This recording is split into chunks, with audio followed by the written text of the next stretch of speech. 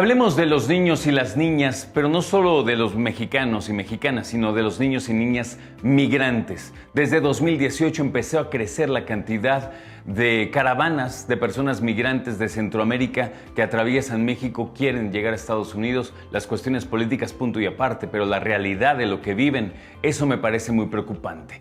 Para hablar al respecto, el maestro José Antonio Ruiz. José Antonio, oficial nacional de protección de UNICEF México. José Antonio, bienvenido. ¿Cómo estás? Bien, bien, muchísimas gracias. Muy buenos días. Gracias por tenernos. Gracias. Danos, por favor, una visión general de qué atraviesan niñas y niños cuando hablamos de niñas y niños migrantes. ¿Qué les pasa? ¿Qué viven y qué no? Las niñas, niños y adolescentes en movilidad a nivel global, tanto como en México, suelen enfrentarse a muchos retos durante sus trayectorias. Por una parte, tenemos que entender que la mayoría de ellos y de ellas vienen saliendo de sus lugares de origen por cuestiones relacionadas no solamente con lo que esperan en términos de tener un futuro distinto, mejores oportunidades, sino también en muchas ocasiones vienen huyendo de cuestiones relacionadas con la violencia, con la discriminación, inclusive algunas y algunos de ellos relacionadas con cuestiones vinculadas con los impactos del cambio climático. Durante sus trayectos, muchas y muchos de ellos se pueden enfrentar a distintas problemáticas por las condiciones en las que están realizando estos movimientos. Algunos y algunas de ellos suelen enfrentarse a cuestiones vinculadas con la violencia durante su tránsito y su recorrido por los diferentes países, en este caso México, por donde transitan.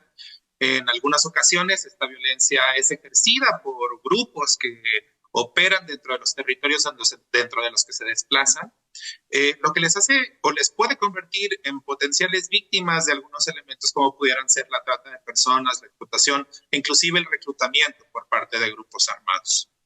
Estas condiciones se agravan en tanto que la forma en la cual están transitando nuestro país pueden enfrentarse a ciertas limitaciones para acceder a servicios y algunos elementos básicos para su supervivencia, como pudiera ser la alimentación, el contar con un espacio con condiciones adecuadas para su estancia y adicionalmente el acceso a otros servicios como puede ser la salud o en gran medida la protección a su integridad y a su vida.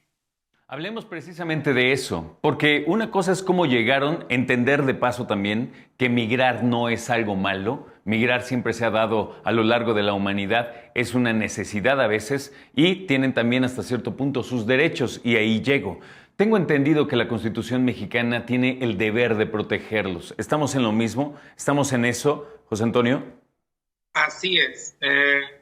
México, además de suscribir los distintos instrumentos internacionales orientados a la protección de las personas que se encuentran en movilidad, también ha desarrollado un robusto marco normativo que se orienta a proteger los derechos de niñas, niños y adolescentes.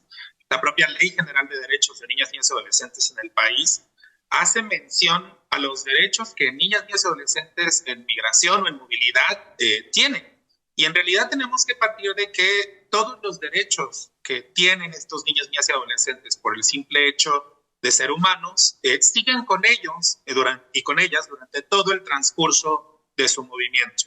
En el país, además de la Ley General de Derechos de Niñas, Niños y Adolescentes, existen otros marcos normativos que llaman a las instituciones a generar políticas públicas, programas e intervenciones que permitan garantizar la seguridad y la protección de estos niños, niñas y adolescentes durante su trayecto.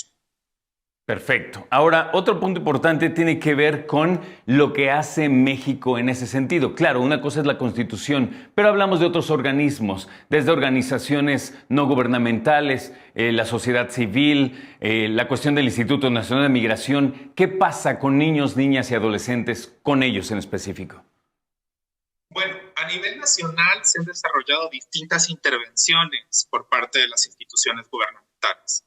Por una parte, están las relacionadas con la asesoría, el acompañamiento, la asistencia a la que son sujetas y sujetos los niñas, niñas y adolescentes, y que es provista por instituciones, como tú bien mencionabas, como el Instituto Nacional de Migración, pero también intervienen otras, como la Comisión Mexicana de Ayuda a las Personas Refugiadas o el Sistema Nacional para el Desarrollo Integral de la Familia. Inclusive, dentro del propio Sistema Nacional para el Desarrollo Integral de la Familia, la Procuraduría de Protección de Derechos de Niñas, Niños y Adolescentes implementa acciones que permiten tratar de garantizar en la mayor medida posible la protección de los derechos de estos niñas y adolescentes.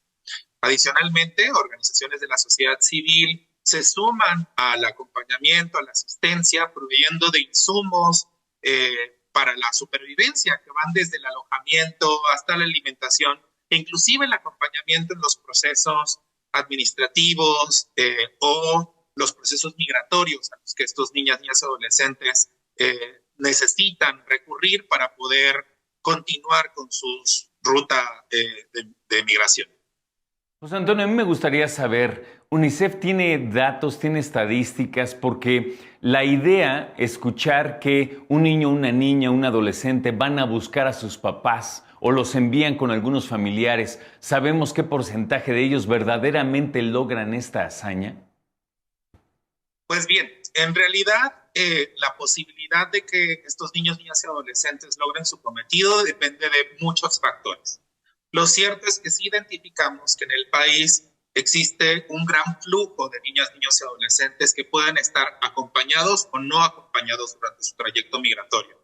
El Instituto Nacional de Migración, que es la instancia encargada de recopilar las estadísticas alrededor de estos temas, señala que de enero a julio de este año hemos podido identificar 48.625 casos de niñas, niños y adolescentes que se han movilizado, que han pasado por nuestro país acompañados, y también tienen un registro de 3.742 niñas, niños y adolescentes que lo han hecho de manera no acompañada.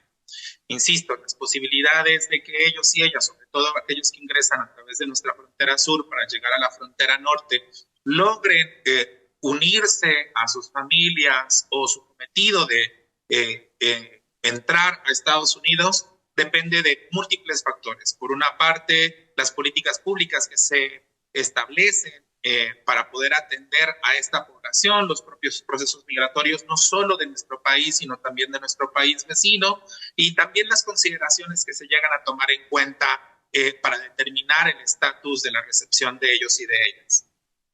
Ok, por último, la UNICEF obviamente procura investigar, tratar de ingerir en términos no políticos, no legales, pero sí de bienestar. ¿Qué es lo que están haciendo específicamente en México en este momento, además de todo lo que nos mencionas, José Antonio? Muchísimas gracias. Desde UNICEF, la protección de niñas, niños y adolescentes en movilidad es una prioridad. Y en ese sentido, en coordinación con las autoridades federales, pero también a nivel estatal, hemos podido desarrollar múltiples intervenciones que permiten coadyuvar a los esfuerzos de protección de esta población. Por mencionarte algunos, en conjunto con la Secretaría de Relaciones Exteriores, se ha desarrollado un protocolo de atención consular a niñas, niños y adolescentes no acompañados para que se pueda orientarles en términos de los procesos que tienen que seguirse a su llegada a la frontera. También en la frontera norte, particularmente en Tijuana, se ha generado algo que hemos denominado el Círculo de Protección, que es un proceso de articulación entre las diferentes instituciones que están vinculadas con la atención, no solo la Procuraduría de Protección, sino también el Consulado de México o inclusive también las organizaciones de la sociedad civil, para que a partir de que se puedan recibir a niños, niños y adolescentes que han sido devueltos por parte de Estados Unidos, se les pueda brindar una atención especializada que incluya no solo el alojamiento, sino también la definición de las medidas que se requieren para que estos niños, niñas y adolescentes puedan ver restituidos sus derechos y tomar la mejor decisión sobre cuál es el siguiente paso con base en su interés superior. Finalmente mencionaría que junto con la Procuraduría Federal de Protección hemos venido acompañando la implementación y el diseño del modelo de atención integral a niñas, niños y adolescentes en movilidad. Esto ha implicado el desarrollo de infraestructura en términos de centros de asistencia social que permitan recibir a los niños, niñas y adolescentes durante su trayecto o en caso de que hubieran sido devueltos y poderles proveer no solo de alojamiento, sino también de un acompañamiento y atención psicosocial, que es una de las principales afectaciones a las que se enfrentan ellas y ellos. Esto en gran medida es solo posible a partir de la articulación de los esfuerzos que se realizan entre las instituciones estatales y federales, y por supuesto el acompañamiento técnico y la asistencia que desde UNICEF podemos brindar. Perfecto. José Antonio Ruiz, oficial nacional de protección de UNICEF en México, te agradezco mucho tu tiempo. Ojalá coincidamos pronto. Que tengas buen día. Muchísimas gracias. Muy buenos días.